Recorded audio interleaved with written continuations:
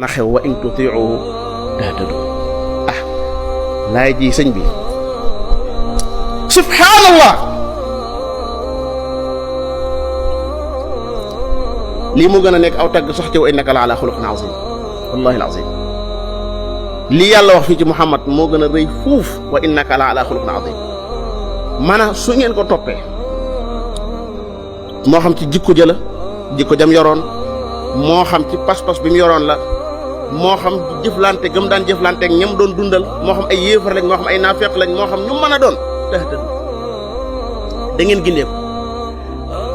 gindeeku ngeen di def dañoo dagg jawaab ba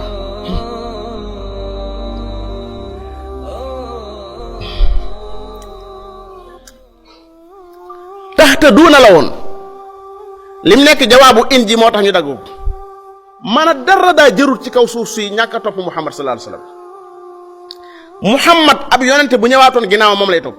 wax na ko Omar benn bis fekk Omar am lu mu yor ci aw kayit mu yor woo xam ne si ci tawraat la bokk mu mer ne ko li nga yor lu mu doon xanaa alxuraan nekkul ci seen kanam ngeen di yor leneen daan ne ko Muusa bu ñëwaatoon sama ginnaaw lay topp noonu la ko wax koo xam ne ab yonente sax bu ñëwaatoon ci ginnaawam lay topp waxuma laa kuddul ab yonente wa in tuti'uhu tahtadu bu ngeen koy topp gindeeku yàlla noonu yàlla dimbali ñu topp sallallahu alayhi wa sallam wa in tuti'uhu tahtadu suñ ko gisul itam tekkuñu ko bët itam xanaa nag lim bàyyi nag xam nañ ko nag alxuraan ji doy na sëkk ci wane ne kii yàlla ko yónni moo tax suñu borom waat na ci ne ko dañ laa yónni ma ne ko boo ci waatoon dong yam ci wal qur'aanil hakiim li ci doog innaka la minal mursaliin yàlla nag maa ngi waat ci alxuraan ji nga xam ne alhakiim innaka la minal mursaliin yow ci ñi yónni ci nga bokk ma ne ko loolu kay li nga waat wane na ko maanaam téere bi nga waat nii ci téere bi moom téere bi moo njëkk a wane ne yàlla ko yónni téere bi moo njëkk a wane ne yàlla ko yónni ndax sa bi téere boo xam ne lañ ko cay wax yenn ya léeg-léeg mu xaw a nekk ay yaraangaal wala mu nekk ay yeddeel ñu baal ma du tee moom da koy wax ni ñu ko waxee rek du ci làq dara xoolal abasa wa tawalla Muhammad bu amal lu muy làq mu abasa lay doon léegi waroon wa taxsha naas wallahu ahaqu an taxsha falamma qada zaydun minha watara zawajnaaka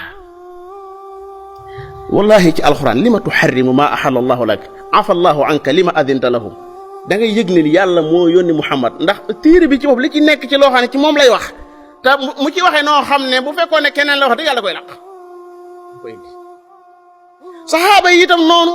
léegi yàlla waxee ñoom ci kàddu gu xaw a kii tuuti